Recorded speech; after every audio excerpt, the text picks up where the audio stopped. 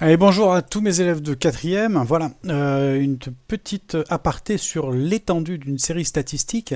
Vous avez eu votre cours et j'espère que vous l'avez devant les yeux. Bon, en tout cas, il est là.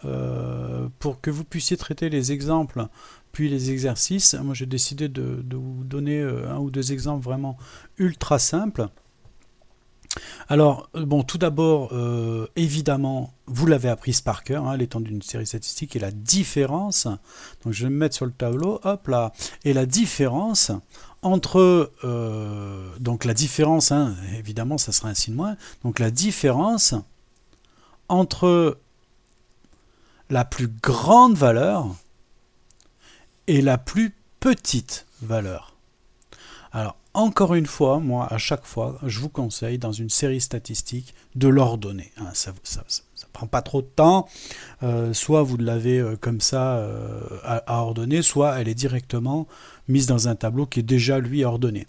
Donc, on va prendre un exemple. On va prendre un exemple. 7, 11, 13, 13, 17. Et on va rajouter 1, 2. Voilà, donc l'étendue qu'on note souvent E, hein,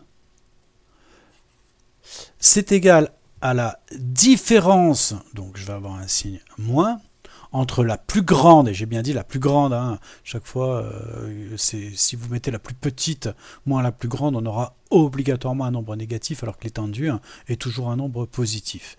Donc la plus grande valeur qui est ici, est bien 17, moins la plus petite valeur qui est 2, 17 moins 2, ça fait 15. L'étendue est de 15. Alors qu'est-ce que ça veut dire l'étendue? L'étendue, au-delà d'apprendre une définition par cœur, l'étendue, il faut avoir à l'esprit une espèce de notion de dispersion. Alors évidemment, beaucoup ne savent pas ce que ça veut dire, mais la dispersion, ça veut dire que les éléments sont le plus éparpillés. Hein. Ici, dans notre exemple, si on prend le 2, 7, 11, 13, 17, on va dire que c'est les notes dans la classe. Eh bien, dans notre série, l'étendue, c'est 15.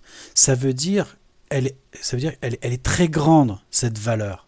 C'est-à-dire que j'ai des bons devoirs et puis des très mauvais devoirs. C'est ça, le fait de parler de dispersion. Si j'avais eu, par exemple, une série où il n'y a pas le 2 et le 7, hein, si j'avais une série, on va la faire, où éventuellement j'avais pas le 2 et j'avais pas le 7, eh bien j'aurais une série avec 11, 13, 17. Et là, l'étendue serait plus évidemment de 15,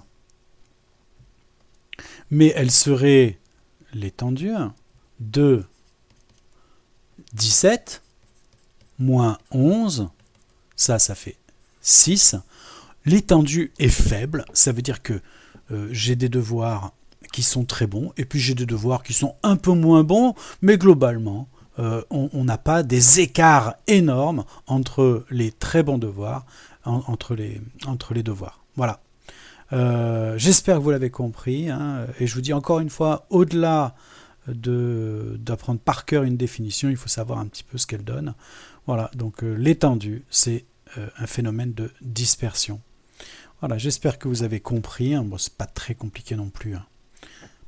Allez, amusez-vous bien.